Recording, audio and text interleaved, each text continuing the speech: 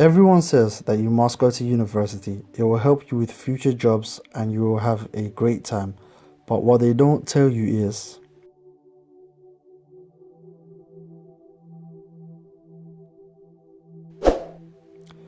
hey, my name is Jordan. How's it going for you guys? I got a good video for you guys today, so lean back and relax and let's get into this. Is university worth it? Well, it depends. There's a lot of factors such as the job you want to do, the course you want to study, and the tuition fees. Now, let me start off by saying that do not let the university fees make your decision for you to either go to university or not, because university fees are not actually a big issue.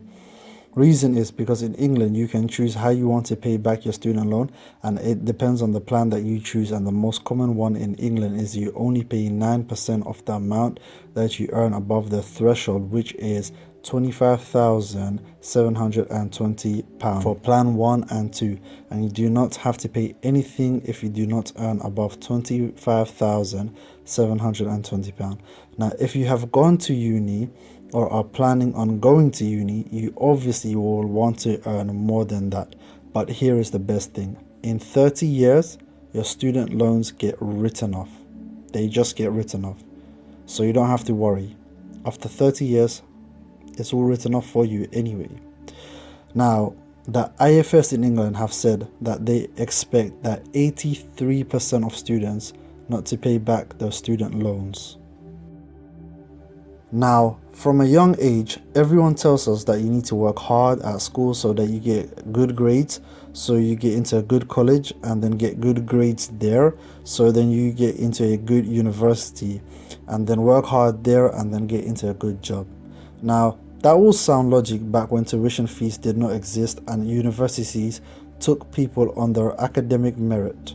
But now that no longer applies, as universities have become big businesses, and us, as the students, have become their customers. This is why you can get terrible grades but still get into mid-tier universities, because they do not care if you pass or fail as long as they get their tuition fees, then the university is golden.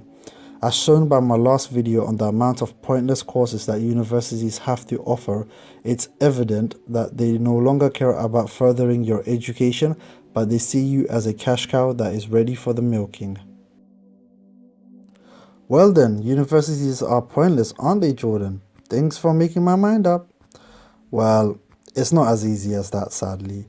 The thing is, it's the work system that we are in now. It's like a catch-22.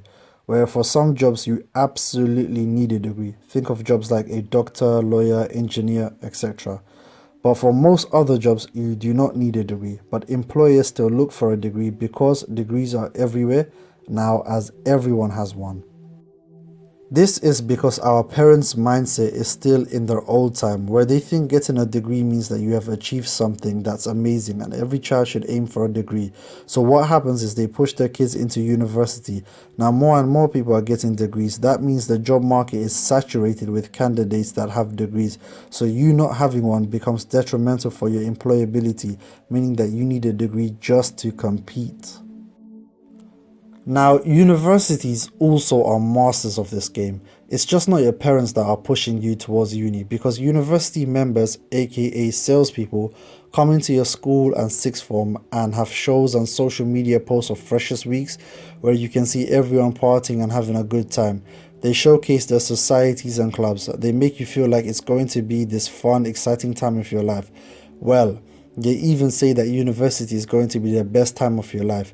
They hard sell you on this lifestyle, getting to your emotional brain, meaning you're 1 foot in the door, and then add that with your parents saying how proud they are of you going and how it will help you with your future jobs.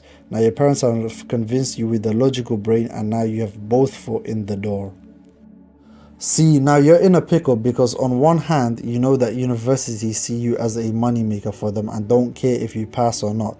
But on the other hand, for you to be competitive in the job market, you need to go to uni to get a degree.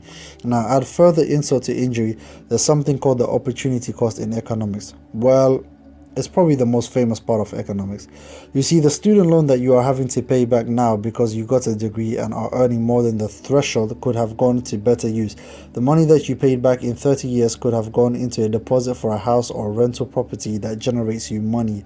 It could have gone into an index fund that grows in capital each year or pays you a dividend.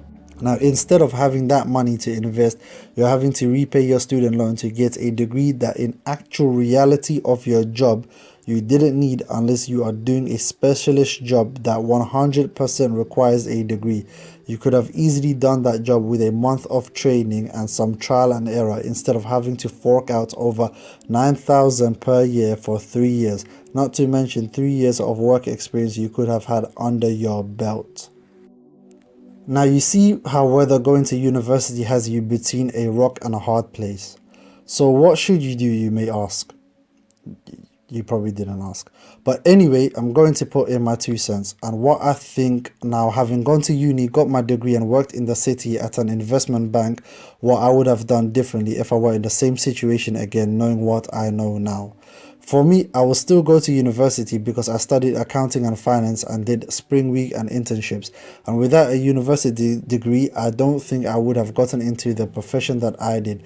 Now, I know a lot of people that have worked in my industry and are VPs that gotten back in the 90s and noughties without a degree, but as they have told me, that was a different time and a different world.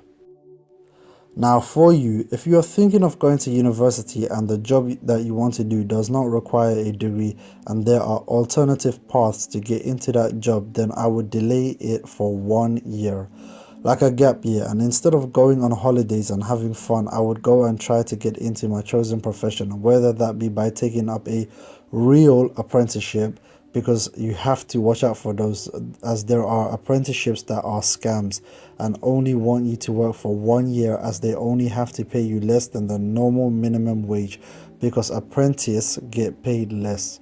I would apply to the jobs continuously and try to get in. I would apply to other jobs so that I am not limiting myself.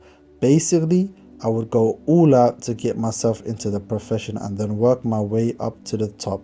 Now, if after 1 year of me having tried and not getting in, then I would apply to university. But before applying, you need to have a game plan. You need to know what you need to do in those 3 years. Because I've had people that were on my course that didn't bother applying for spring weeks and internships at investment banks. They said they would just apply after they got their degrees, and well, they're still looking because the ones that apply for those entry stuff get to make connections with people that are already working at the company, and from there you have a leg up into the industry. Thanks for watching, hope it helped you in any way, shape or form, and please consider subscribing, helps me out and helps you out because I've got some bangers of videos planned, and check out the video on screen now. Until then, peace.